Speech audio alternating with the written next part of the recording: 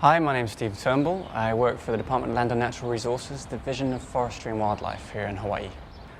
My project focuses on the native Hawaiian duck, which is known as the Koloa Maoli, which is a native endemic species here to Hawaii. And my project revolves around trying to communicate its presence to the people of Hawaii and work towards its recovery, because it's an endangered species and its numbers are very low.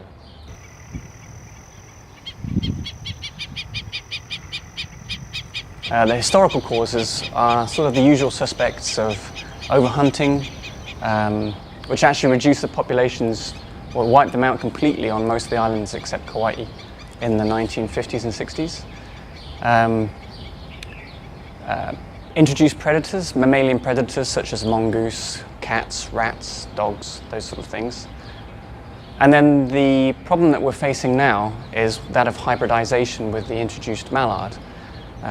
Mallards are another duck species which you might be familiar with. They've got the white ring, the males have the white ring and the green head, sorry. And they were introduced for sport hunting and for domestic use, sort of egg production and meat, and also for the pet trade. These have gone feral, as in they've been introduced to the wild where they shouldn't be, and they're prodigious breeders, and they breed with the native Hawaiian duck. So they're actually being bred out of existence by these mallards.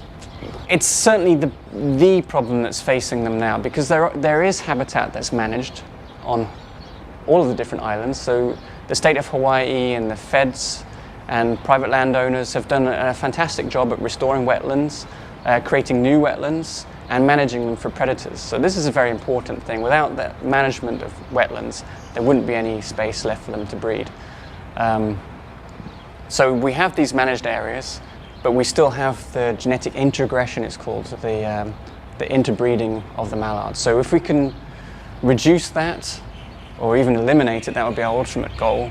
Then there's certainly a lot of hope for the Koloa. This is one of the species which actually has a very good chance of recovery. We have the means, and we have the science behind us. So.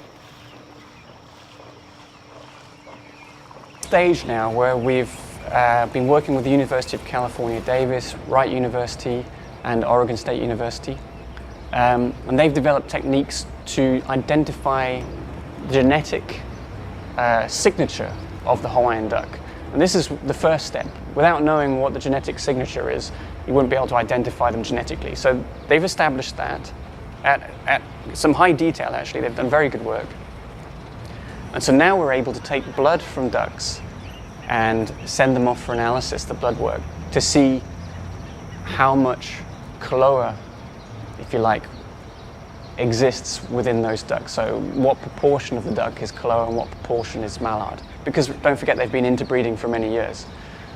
So we're trying to establish a baseline of what we have in terms of the wild ducks. That's damaged. What we're trying to do is preserve the diversity of life on Earth. And Hawaii is special because it's a very isolated island.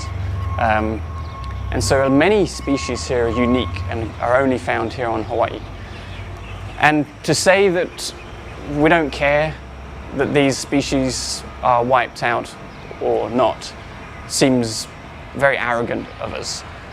I do believe that it's all of our duty to try and preserve the natural world for ourselves and for the future generations. And I'm not certain there has to be a reason, a definitive reason. I mean, isn't a good enough reason that I enjoy them, that someone else enjoys them, that enjoys their presence. And without them being here, well, then we'll be missing something that perhaps you can't define.